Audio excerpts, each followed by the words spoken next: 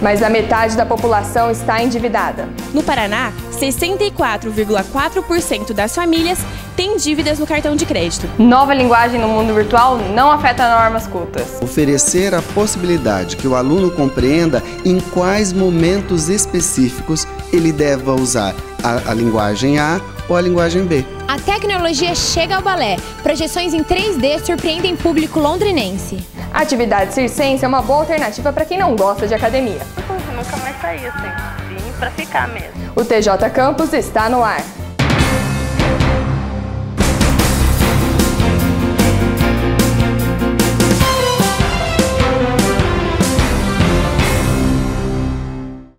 Bom dia! Bom dia! Segundo a Associação Comercial de Londrina, o número de londrinenses endividados cresceu este ano. Em julho de 2014, aumentou 33% em relação ao mesmo período do ano passado. O acesso ao crédito fácil é um dos principais vilões da inadimplência. Veja na reportagem de Isabela Seco. O enfraquecimento da atividade econômica do país, o aumento da taxa de juros, a inflação e a diminuição do ritmo de crescimento salarial dos brasileiros são algumas das causas para o aumento do número de devedores no Paraná. De acordo com o SPC, o Paraná está em 7º lugar entre os estados com maior número de devedores no país. E no começo do ano, a inadimplência tende a piorar. Vários compromissos, como IPTU, IPVA, material escolar, então assim dá uma grande inadimplência, mas no decorrer até abril o pessoal começa já a acertar as contas. Segundo uma pesquisa da Confederação Nacional do Comércio, em parceria com a FEComércio, no Paraná, 64,4% das famílias têm dívidas no cartão de crédito. As facilidades de compra, apesar de serem simples e acessíveis, podem ser perigosas. Célia é funcionária de uma panificadora e faz parte dos inadimplentes de Londrina. O primeiro empréstimo eu fiz devido a dar entrada numa parcela de um carro, aí 4 mil. A segunda foi devido a um problema de saúde que eu tive que fazer uma operação, 3.600. O total da dívida gerou 7 mil, o banco me deu uma proposta de 5 mil e eu não consegui quitar até o momento. E para quem precisa sair do vermelho, esta advogada aconselha.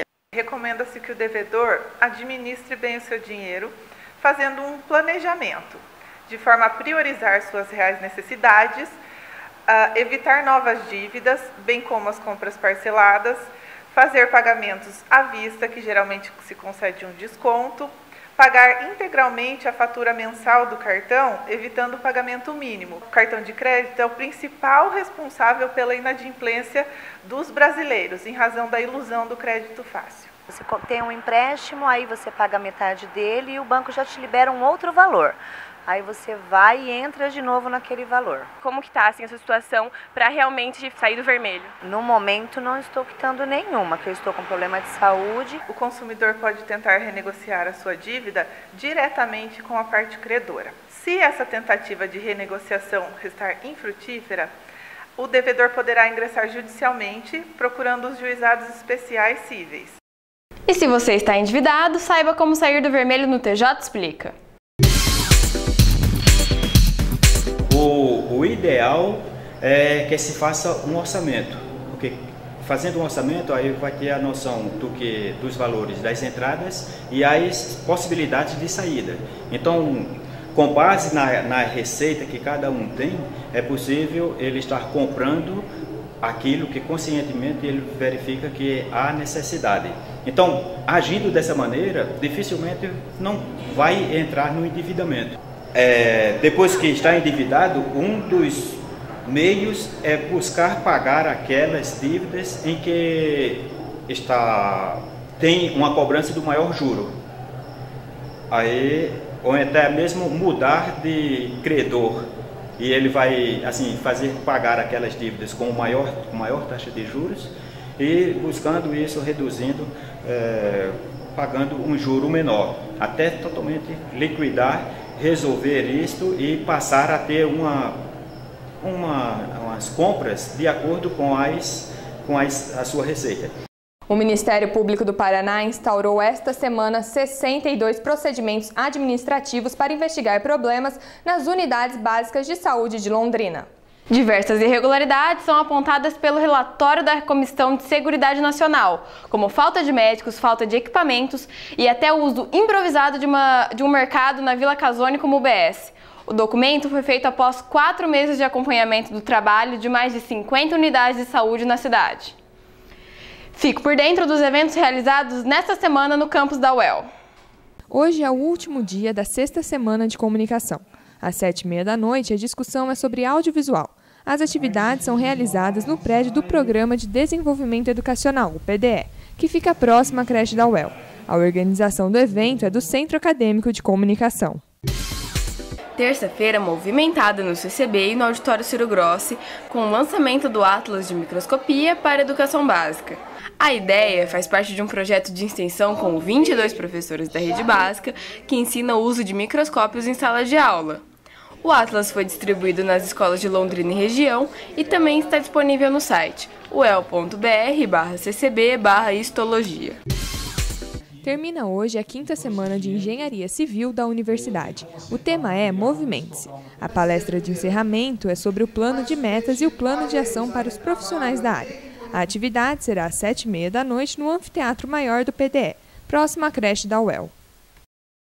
Veja no próximo bloco: acessibilidade de deficientes físicos em escolas municipais é tema de entrevista. Influência da internet na linguagem escrita.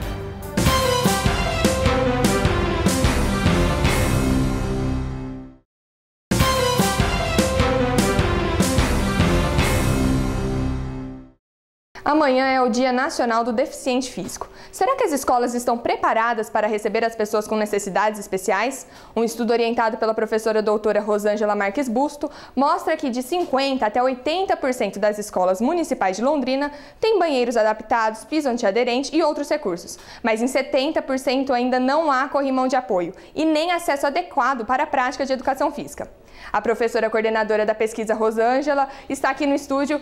Bom dia, professora. Qual que é a importância desse espaço adequado para a prática de educação física? A gente observa o seguinte, que as escolas, de uma forma geral, elas dão acesso às crianças. Então, elas estão hoje preparadas com rampas, as portas são mais largas, mas o que a gente observa é que o acesso dessas crianças da sala de aula ou do pátio, vamos dizer assim, até a área da educação física, ela ainda demanda um pouco de preocupação e de adaptações. Você encontra espaços onde você tem degraus, você vê espaços em que as cadeiras de roda não têm condições de serem tocadas, como a gente fala, até essas áreas da prática da educação física. E além dessa preparação em volta, né, do espaço, ainda tem uma preparação dos profissionais? É necessário isso? Então, a Universidade Estadual de Londrina, preocupada com isso, nós lançamos um curso à distância de especialização em educação física inclusiva, exatamente para preparar esses profissionais para que eles tenham condições de trabalhar a inclusão dessas pessoas junto às suas aulas de educação física corriqueiras. Porque o que a gente observa, hoje o paradigma maior é realmente você conseguir trabalhar com essas crianças dentro do contexto real de sala de aula delas, né? E os espaços propriamente dito, você observa que elas não têm a necessidade de uma adaptação, porque as dimensões das quadras de basquete, por exemplo, para o basquete em cadeira de rodas, eles são exatamente os mesmos, a altura da tabela, a nossa pista de atletismo, por exemplo. Então, tanto que a própria universidade, nos últimos 3 anos, tem sediado os Jogos Paradesportivos, que é o equivalente aos Jogos Abertos do Paraná. E aí o que acontece? Todo o espaço físico que nós temos para a prática ou para o ensino do curso de educação física propriamente dito, ele atende a todas as necessidades. Então, o que nós tivemos que fazer? Nós tivemos que fazer com que as pessoas pudessem chegar até esses espaços. Então, você tem hoje o acesso tanto do Santana, quanto do ginásio central, quanto da pista, da piscina, todos eles têm dão a possibilidade das pessoas chegarem. E a partir daí você vê que há a possibilidade de você fazer esses jogos. E hoje, felizmente, no estado do Paraná, nós somos a entidade ou a universidade que mais está adaptada a receber pessoas com deficiência nas suas áreas de prática esportiva. Colocando essa questão da UEL também, mas no seu estudo você relata que, acho que a UEL entra nesse caso também, que as escolas estão dentro da norma, essa adaptação do espaço está dentro da norma, mesmo não tendo tanta acessibilidade. Como que a senhora vê isso? Exatamente o que eu te falei, é um processo. Então, eu até comento o seguinte, nós começamos alguns trabalhos na universidade em 86, de mais ou menos de 86 para cá, a gente tem trabalhado com pessoas com deficiência dentro da universidade. E num primeiro momento, as pessoas não conseguiam nem chegar.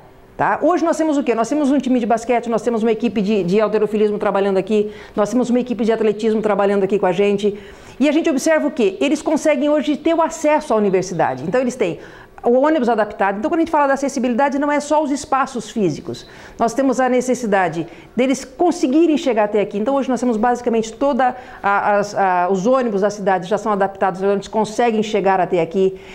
Eles conseguem transitar muito bem dentro da universidade, com algumas limitações. Mas eles já conseguem transitar bem. Você observa hoje, a maior parte dos centros de estudo já tem os seus elevadores para levar os alunos nossos a todas aos andares que nós temos as aulas hoje.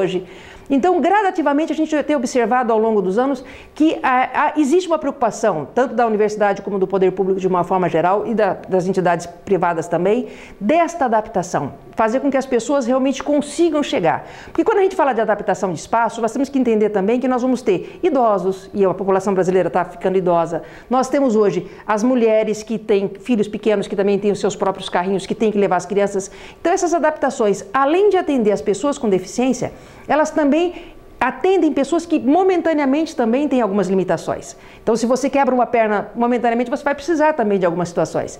Então, essas adaptações visam as pessoas com deficiência e as pessoas que também momentaneamente têm alguma dificuldade na sua locomoção. Obrigada, professora. No século XXI, você já imaginou a sua vida sem tecnologia? Impossível, né? A repórter Jéssica Martins mostra se a linguagem do mundo virtual afeta ou não a linguagem culta. O uso de abreviações, palavras escritas de forma incorreta e símbolos para expressar sentimentos no meio virtual sempre foi motivo de discussão entre os pesquisadores da linguagem. A internet apresentou mudanças na forma de escrever dos usuários, mas será que essas mudanças atingem o dia a dia das pessoas fora da rede também? Esse é um dos temas a ser tratado no 3º Congresso Internacional de Dialetologia e Sociolinguística, que começou na última terça-feira e termina hoje no Centro de Ciências Humanas da UEL. Para que a gente possa ter um ensino muito mais próximo da nossa realidade, para que a gente possa, para que a escola possa ensinar a norma culta sem ter um abismo, uma distância muito grande entre o que nós falamos cotidianamente e aquilo que a gente aprende nos bancos escolares. Cecília é titular em Linguística na Universidade Federal do Rio de Janeiro e veio apresentar seu estudo no evento e mostrar que a linguagem virtual não interfere no uso da escrita do dia a dia. O nosso sistema linguístico não é afetado. É possível que as ferramentas elas controlem a partir de outras variáveis. O Twitter, por exemplo, a hashtag é pequenininha, né? Então, é um tempo também. A sala de bate-papo, ela teria um tempo. Será que essa categoria tempo ela pode influenciar ou outras? A linguagem virtual ganhou popularidade no início do século XXI com as redes sociais. Atualmente, a maior delas tem cerca de 1 bilhão de usuários, dos quais grande parte está em idade escolar.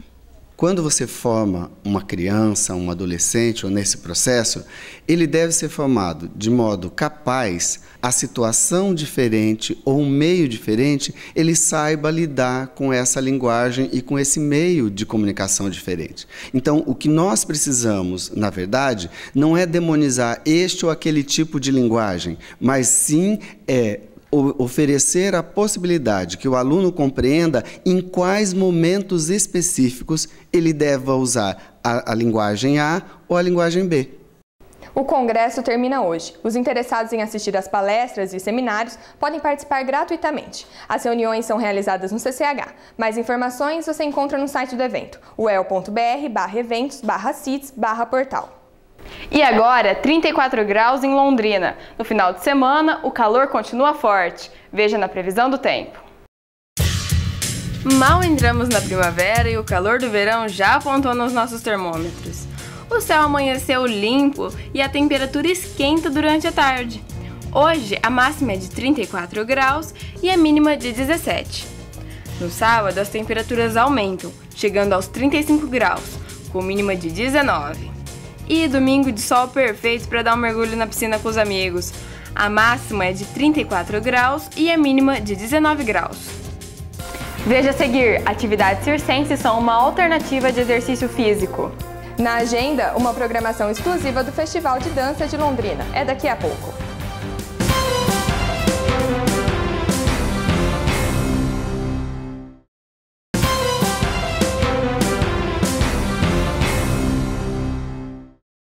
As comemorações dos 43 anos da UEL começaram nesta semana.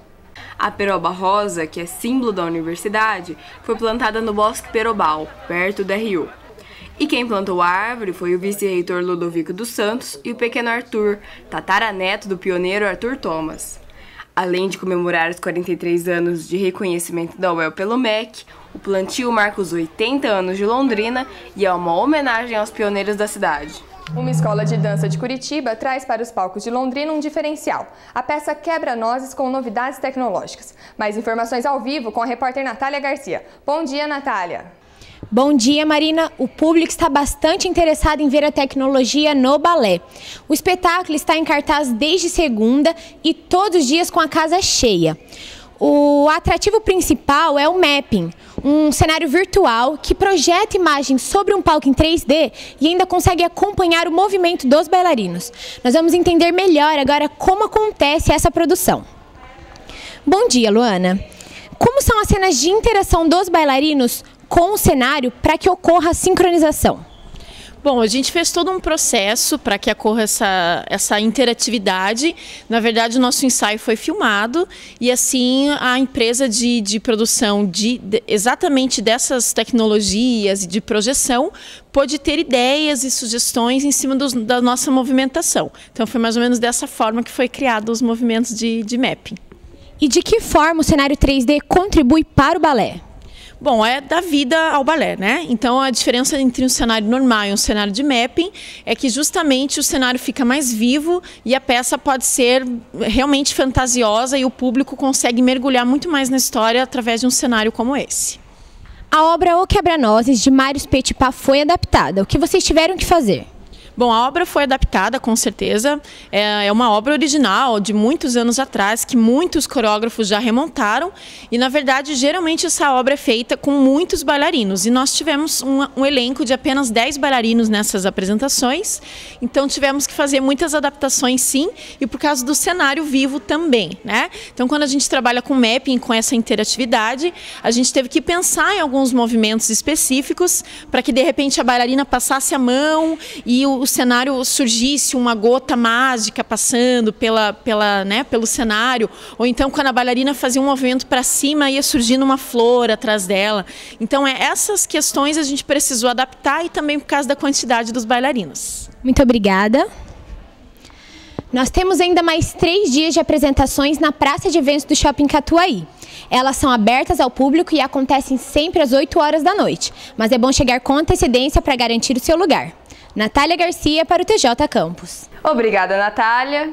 E além da peça Quebra-Nozes, tem mais programação de dança em Londrina, com o festival que é realizado todos os anos no mês de outubro. São atrações nacionais e até internacionais. A repórter Helene Franzon fala sobre o tema do festival.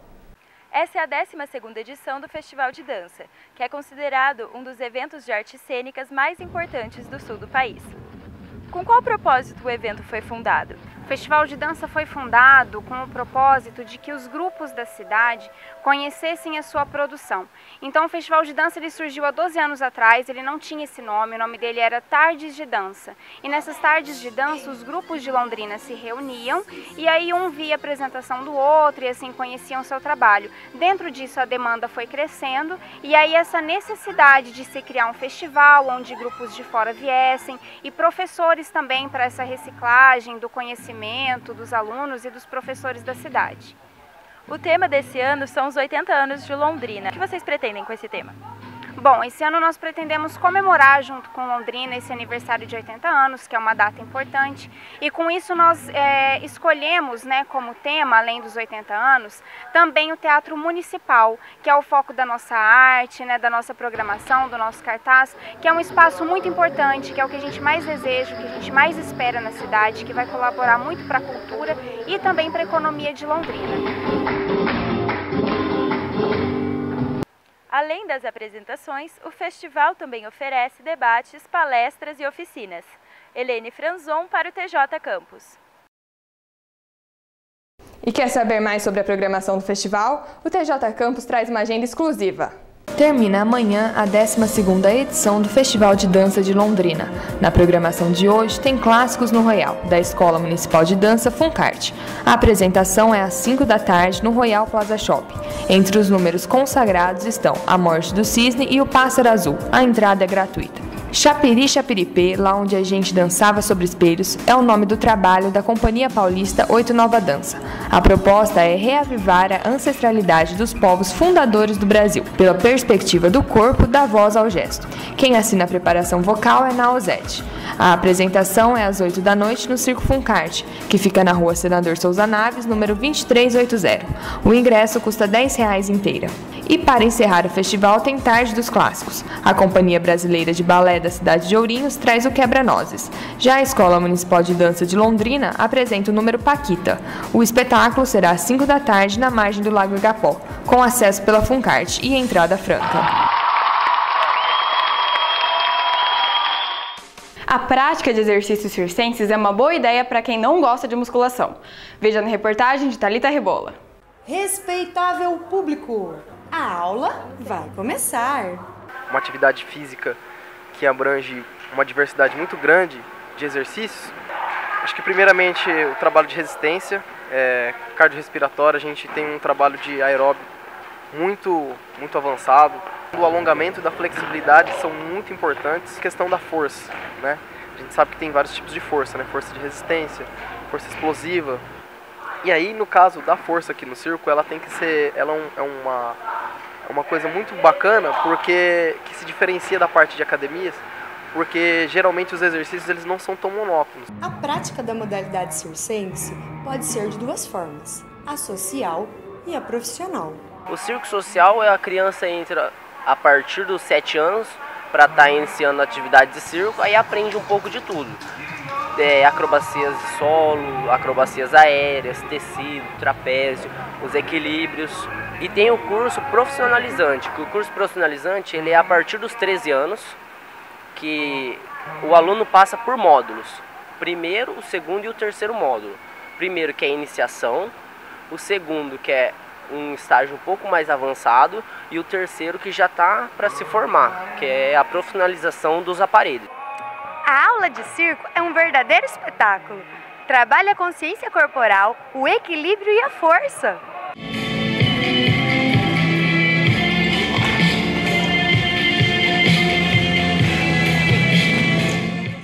Minhas duas irmãs fazem circo também. Eu sou a caçulinha. E eu vi elas lá pulando e eu queria fazer igual, eu queria ser igual, eu queria ser artista de circo. Fui pro Circo do Soleil e me encantei. Aí foi quando eu pedi pra minha mãe, entrei num projeto social. E aí fui subindo, entrei na escola de circo e nunca mais saí, assim. Vim pra ficar mesmo. Tá aí uma boa opção, fazer atividade física e se divertir. O TJ Campus fica por aqui. Continue nos acompanhando no nosso canal do YouTube, Telejornalismo UEL. Bom dia e até a próxima edição. Bom dia!